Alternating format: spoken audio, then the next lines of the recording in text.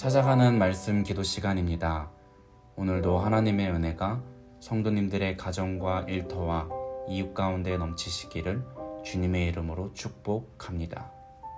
오늘 우리에게 주시는 하나님의 말씀은 에스겔서 1장 1절에서 6절 말씀입니다. 30째 해 넷째 달 초 닷새에 내가 그발강가에 사로잡힌 자 중에 있을 때에 하늘이 열리며 하나님의 모습이 내게 보이니 여호야긴 왕이 사로잡힌 지 5년 그 달 초 닷새라. 갈대아 땅 그발강가에서 여호와의 말씀이 부시의 아들 제사장 나 에스겔에게 특별히 임하고 여호와의 권능이 내 위에 있으니라. 내가 보니 북쪽에서부터 폭풍과 큰 구름이 오는데 그 속에서 불이 번쩍번쩍하여 빛이 그 사방에 비치며 그 불 가운데 단쇠 같은 것이 나타나 보이고 그 속에서 내 생물의 형상이 나타나는데 그들의 모양이 이러하니 그들에게 사람의 형상이 있더라. 그들에게 각각 내 얼굴과 내 날개가 있고. 아멘. 사랑하는 성도 여러분, 오늘 우리는 말씀을 묵상하며 포로의 땅, 소망이 없는 것처럼 보이는 곳에서도 당신의 백성을 찾아오시는 하나님의 모습을 함께 바라보려 합니다. 본문은 여호야긴 왕이 바벨론에 사로잡혀간 지 5년째 되던 해 바벨론 땅 그발 강가에서 에스겔이 하나님의 환상을 보는 그 장면으로 시작이 됩니다. 에스겔은 그곳에서 포로로 잡혀온 백성들과 함께 살고 있었습니다. 당시 이스라엘 백성들은 깊은 절망과 혼란 속에 있었습니다. 어쩌면 그들은 이렇게 생각하고 있었을 것입니다. 우리가 하나님의 백성이라 부르며 살았는데 어째서 이방의 땅에서 포로로 살아야 하는가? 하나님은 어디에 계신가? 하나님께서 우리를 버리신 것이 아닌가? 이스라엘 백성은 아마도 하나님은 예루살렘 성전에만 거하시는 분이라고 생각했을 것입니다. 그러나 성전이 무너지고 고국을 떠나 먼 바벨론까지 끌려온 이들에게 하나님은 더 이상 자신들과 함께하지 않으신다라고 여겼을 것입니다. 그러나 그발강가에서 하나님은 에스겔에게 임하십니다. 그들의 깊은 회의와 고통 속에 하나님은 침묵하지 않으셨습니다. 바로 그 포로된 땅, 이방의 땅에 하나님께서 친히 찾아오셨습니다. 이 장면은 우리에게 분명한 은혜의 메시지를 전해줍니다. 하나님은 절망 가운데 있는 당신의 백성들을 결코 버리지 않으시는 분이십니다. 소망이 끊어진 것처럼 보이는 그 자리, 무너진 삶의 한복판에도 하나님은 친히 찾아오십니다.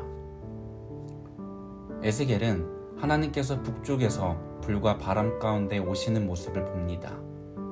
여기서 북쪽은 이스라엘을 침략했던 대적들이 오는 방향이었고 심판의 방향이었습니다. 하나님은 그 방향에서 불과 함께 오십니다. 이는 하나님의 거룩함과 공의, 심판의 속성을 상징합니다. 하나님은 단순히 위로만 주시는 분이 아니십니다.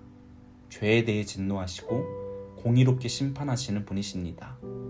그분은 거룩한 분이시기 때문이지요. 하지만 동시에 그 심판 가운데에서도 회복을 준비하시고 사랑으로 다시 찾아오시는 분이 바로 하나님이십니다. 하나님은 이스라엘의 죄를 외면하지 않으셨습니다. 회복을 이루기 위해서는 죄가 반드시 해결되어야 하기 때문입니다.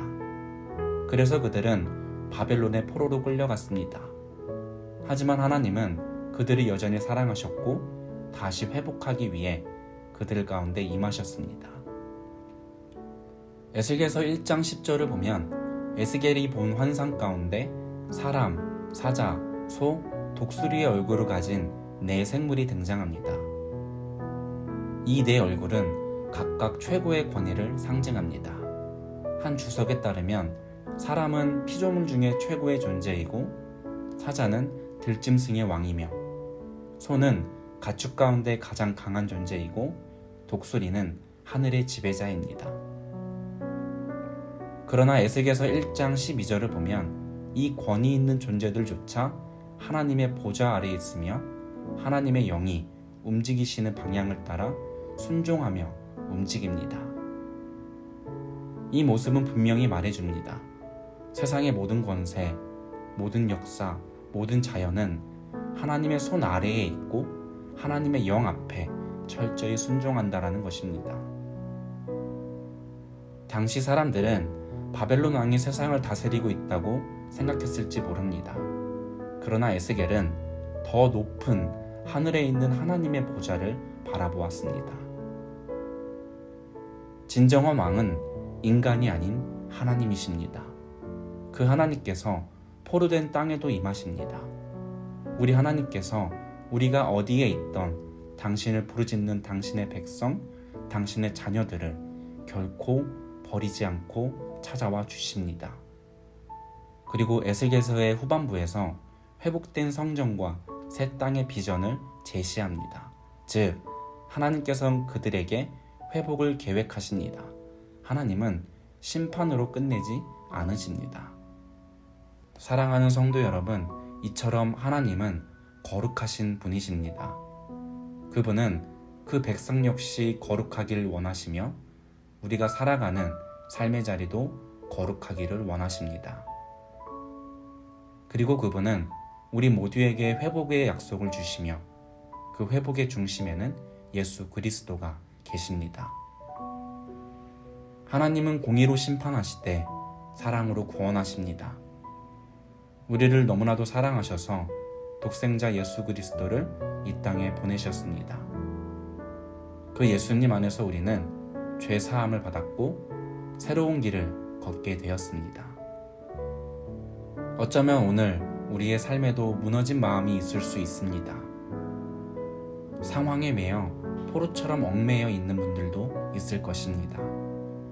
미래에 대한 두려움, 감당할 수 없는 현실이 우리를 짓누를 수 있습니다. 그러나 잊지 마십시오.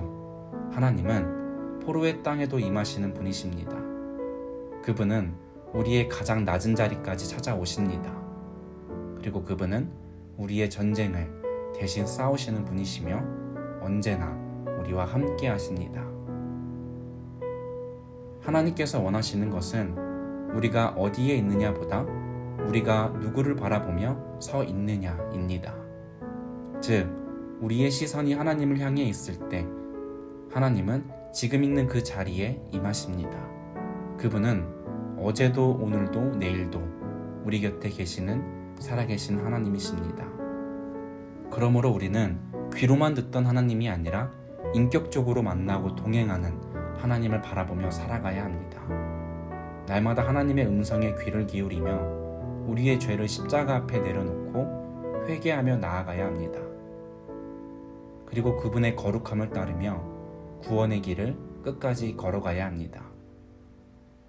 우리는 예수 그리스도 안에서 이미 승리받은 자들입니다. 오늘도 하나님이라는 소망 안에서 믿음으로 살아가는 저와 여러분이 되시기를 주님의 이름으로 간절히 축복합니다. 아멘.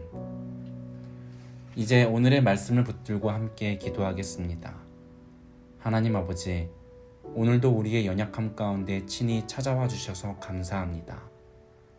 우리가 우리를 버리지 않으시고 함께 하시는 주님의 은혜를 기억하며 우리가 어디에 있든 그곳이 주님을 바라보며 예배하는 거룩한 자리가 되게 하시고 십자가의 승리가 우리의 삶의 간증이 되게 하시며 소망의 주님과 늘 동행하는 축복된 삶을 허락하여 주시옵소서. 함께 기도하겠습니다.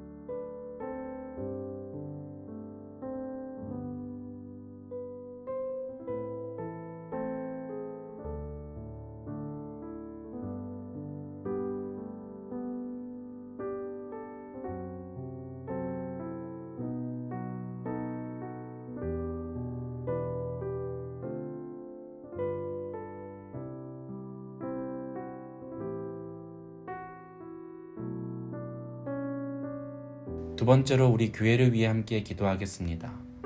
사랑의 주님, 담임 목사 청빙과 교회 이전, 그리고 부서 사역자의 필요 등 여러 도전 속에 있는 우리 교회를 주님께서 밝은 길로 인도하여 주시옵시고, 유니온 교회 모든 성도님들 한 분 한 분의 삶 가운데 늘 함께 하시며, 또한 각자의 사정으로 출석하지 못하는 성도님들에게도 주님의 임재와 사랑을 부어주시며, 우리 교회가 주님의 사랑 안에서 온전히 하나 되어 주님을 기쁘시게 하는 공동체가 되게 하여 주시옵소서.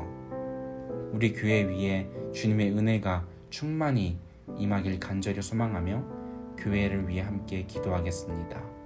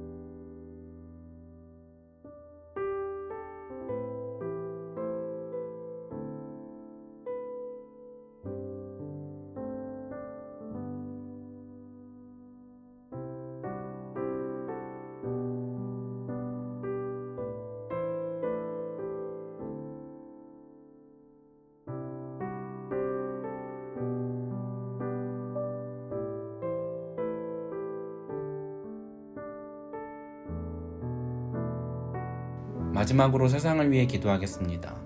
특별히 전쟁과 분쟁, 자연재해로 인해 고통받는 우리의 이웃들을 위해 함께 기도하길 원합니다. 주님, 그들 모두를 주님의 긍휼로 품어주시고 그들의 삶의 자리마다 주님의 위로와 회복의 은혜가 임하게 하여 주시옵소서. 또한 이 땅의 지도자들에게 하나님을 경외하는 마음과 하늘의 지혜를 부어주길 원하며 함께 세상을 위해 기도하겠습니다. 그리고 이어서 각자가 가지신 기도의 제목들을 하나님께 아뢰며 오늘의 삶의 자리로 나아가시겠습니다.